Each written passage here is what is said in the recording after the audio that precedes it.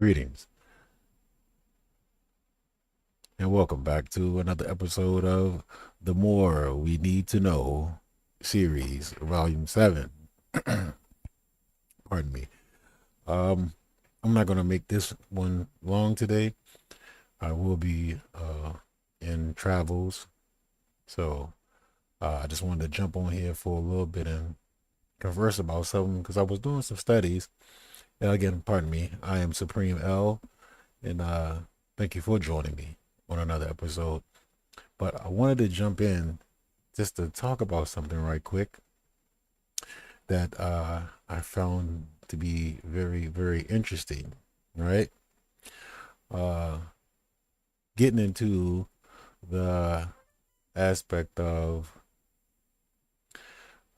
money and what is money and what is not money and what happened in the early 1913s and 1920, 1930. And we were going over in our previous um, show talking about James Trafficant, which is one, and Lewis McFadden, uh, who I have a couple of speeches he has here, uh, which is very very telling. Um, and going through his speeches, I found something very very interesting, right? Because at one time Germany demanded there was a gold backwardation, and you can type that in Germany's gold backwardation, where they demanded their gold back from the United States company, and the United States company told them to kick rocks, right? But at one point in time, early 1900s, around which I really see it says 1913, right? That Germany and the United States company were in bed together. So let me just read something that comes from Louis T. McFadden's speech, right? Um, and I'm gonna say on April 27, 1932, the Fed outfit sent 750,000 belonging to American bank depositors in gold to Germany. A week later, another 300,000 in gold was shipped to Germany. About the middle of May, 12 million in gold was shipped to Germany by the feds, right? So let's go back and just keep that in mind, man. Bear that in mind, right? Um, we're gonna go to House Joint Resolution 192, right? And this is James Trafficant speech, right? And this is Senator from Ohio in his speech, and we're gonna go midway down. Um, And we're going to talk about prior to 1913, most Americans owned clear and allodial title to property, free and clear of any liens or mortgages until the Federal Reserve Act of 1913. So we already see that they were already, steamrolling ahead by 1932, right? Um, Hypothecated all property within the federal United States to the Board of Governors of the Federal Reserve, in which trustees, stockholders held legal title. The U.S. citizen tenant franchisee was registered as a beneficiary of the trust via his or her birth certificate. In 1933, the Federal Reserve, the Federal United States hypothecated all of the present and future properties, assets, and labor. All right, keep that in mind, right? They hypothecated all the present and future properties, assets, and labor of their subjects, the 14th Amendment, as citizen to the Federal Reserve System. So if you are claiming to have or be a 14th Amendment chattel, um, person, corporation, because person can mean corporation, look that up. You are your labor is being hypothecated, right? So I started to think, I said, that's kind of like kind of human trafficking, right? I mean, what would we say about human trafficking? So I looked it up, right? And let me see. I brought up human trafficking, right? I brought up human trafficking, right? This is human trafficking. And I'm going through what are different types of human trafficking. So you have labor trafficking, right? All right. This type of trafficking involves the use of force, deception, or coercion to recruit, harbor, transport, or obtain a person for labor or services. This can include forced labor in factories, construction sites, agriculture, and other types of work. And of course, we have the world renowned sex trafficking and child trafficking, right? But then I looked here and I say bonded labor. Bonded. And as we all know, that we are in the age of bondage or bond age. All right. We don't have physical chains on us, but we have bonds tied to these certificates or anything that you write or have to endorse your signature on, because the signature, they need that signature. That's why they always ask you to sign something. You gotta always sign something. And then the policy enforcers, if they pull you over something now and they give you a so-called ticket or summons, what is a suit, and they tell you to sign the ticket, and sometimes you don't sign it, they'll try to say, oh, I'm gonna take you to jail if you don't sign it, right? You're not admitting to guilt, but you're saying that you have read and understand it or overstand it. But okay, I'm quote unquote overstand it. I don't need to sign it. Oh, but I'm gonna take you to jail if you don't sign it. They need to have that signature, right? Because the signature is what carries the credit or endorses the credit. And they can, but bonded labor, this type of trafficking, also known as debt bondage, is a, or yeah, also known as through generations. All right. And as we can see here, back, this is generational, you know what I'm saying? And, decades in the making, right? So I was just, it had me thinking, you know, and I go back to here, and it was saying that, we're sending gold and silver, and I mean, gold to Germany in 1932, right? So again, I got to thinking. I was like, well, what was going on in 1932, right? And everybody know about Hitler and all that, right? So I say, well, what was going on in 1932 in Germany? In Germany, in 1932, Germany was grappling with a deep economic depression, political instability, and the rise of the Nazi Party. The country was experiencing widespread unemployment and poverty, leading to social unrest and a surge in support for extremist political groups. Key events included the Nazi Party gaining significant electoral support, and the Lausanne Conference, where Germany's reparations were suspended, and political turmoil with changes in chancellors. All right. And to know that we're saying that word right, let's see. Lausanne. Lausanne. Lausanne. All right. So, and this is the breakdown of what's going on. The Nazi Party gained significant political momentum in 1932. So they were sending gold over to Germany, to Nazi. They were actually taking from us, our family, the nationals. They were taking the gold from your grandmother and your grandfather and sending it over to them, right? So, which is, crazy in itself. So just wanted to throw that at you guys. And there was another one up here, right, that I was looking at. And, you know, and I'm not trying to, jump off topics, but that's just something that, we'll circle back to that, because, we talk about a number of topics here. And then another topic that I want to jump into is about attorneys. All right, let's get into the attorneys. And this is definitely something that you can use if ever you need to be inside them tribunals, knowing that you are the national of the land. Okay, this is your land, your ancestral estate. Attorneys, all licensed bar attorneys are really attorneys who are doing business and operating at North America and under the United States jurisdiction. These attorneys owe their allegiance to and give their solemn oaths and pledge to the Crown Temple. Their fidelity to the Crown is the established fact and stands as the binding rule, whether the bar members admit to it or not, or whether realizing this oath bound obligatory fact or not.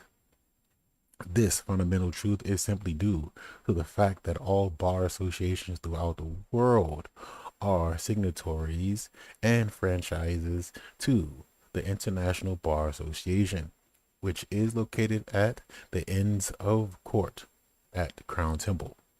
The Crown Temple itself is physically located at Chancery Lane behind Fleet Street in London, England. Although the bar members may vehemently deny it, not wanting the public to know, in parentheses, all bar associations in the United States, such as the American Bar Association, the Florida Bar, and the California Bar Associations are, and as examples, have direct ties to. These without exception, as with all the other bar associations and are franchises of the Crown. Now consider this. Do you recall and recognize why professors, teachers, and politicians at North America obfuscate with convenient omissions and continue to avoid teaching about or discussing publicly the absence of the original Article 13 and its 20 sections, being the nobility clause and being a prime substance to the Constitution for the United States of America? Does it not become obvious as to why the original nobility clause forbade and disallowed members of the bar associations, attorneys, lawyers, and esquires to hold any public office of trust in the United States? Okay, now I want to say that, all right? The nobility clause forbid and disallowed members of the bar association, attorneys, lawyers, and esquires to hold any public office of trust, right? So let's go here, right? Judges. Let's say judges, right? Okay. Question is being a judge a public office? And it is yes. Being a judge is generally considered a public office, right? Judges are public officials who are vested with the authority to hear, determine, and preside over legal matters brought in court, right? And they are often employed by the federal, state, or locally government. So these are public office, right? And judges, right? But at the same time, did you know that all judges are attorneys right now? And if I'm not mistaken, the only judges that's not attorneys but have been attorneys but appointed to is the Supreme Court judges. I have to check that out, but the lower courts, be it appellate and district, state, are attorneys, and they cannot be sitting judges if they still have their bar association card. So I would do some due diligence if I was you. If you ever have to go into the tribunals and ask that magistrate, hey, do you have any, let's say, financial gain in this case, or something to gain by this financially? And they may say no, but I would have you do your due diligence and check if you get the magistrate's name before you go in there, and look up on a bar association in your territory or in your republic and see that if they're still a member. Because if they're still a member, they're paying dues, and all of them that's paying dues still have financial vested in that case because they work with each other. All right. When you become a judge, after you are a attorney, you have to get rid of that bar association card. You cannot hold that bar association card and still be a sitting quote unquote judge. So the magistrate is really a magi or a magician because they want to, say Alakazam or kiss ass, kiss ass. I mean, not kiss ass, but kiss ass and make you disappear. Okay. If you don't know what you're talking about. So I say do some due diligence to study. Okay. So again, I just wanted to bring that to you. And again, I know we're gonna be going into some more when I do get back. I have to do some travels. But when we do come back, I wanna go in on a few other things as well. So but again, I'm not gonna tally you long, but I do wanted to show you uh what gold certificate looks like. This is the actual gold certificate, right? This was considered quote unquote money, right? Or that something that was backed by money. All right. Certificates. And as we can see, I can't make it can I zoom in or not? But I don't know if you can see it or not, but it says this certifies that I can't see that. Okay, this has been deposited the the treasury of the United States of America, $20 in gold coin payable to the bearer on demand. So this is what was officially being spun gold certificate. All right. As opposed to, let's say, uh,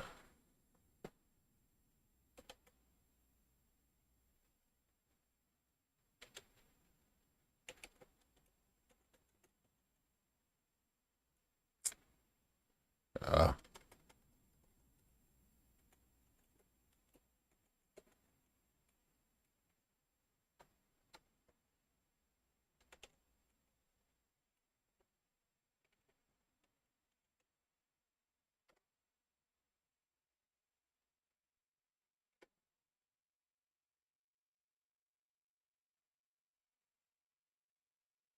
as we see here, let's say the one note, right? And on that one note, it's not gonna let us zoom in. Oh wow. Pardon me. Well, as you can see, it says Federal Reserve Note, the United States of America. One note.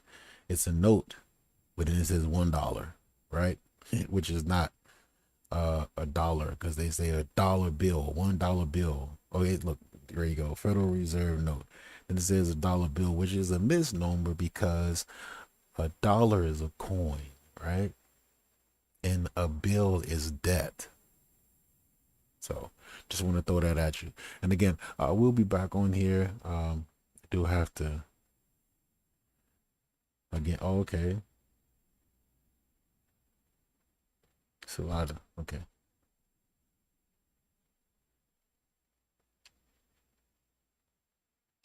National currency. They even have a national currency on that one. So, but yeah, we'll jump back on here. I do have to take my leave, and again, I want to thank this great brother that you see on the screen, Sheikh Sharif Abdul Ali, Prophet Noble Drew Ali, for the people. All right, I just want to throw that out there.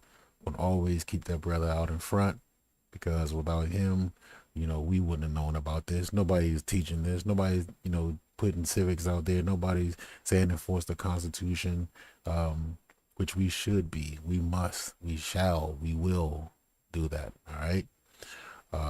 Again, peace be upon Sheikh Sharif Abdul Ali, Prophet Noble Ali, and all the active Moors. Okay. And I say that with love, truth, peace, and justice. All right. And until next time, I love y'all. Peace.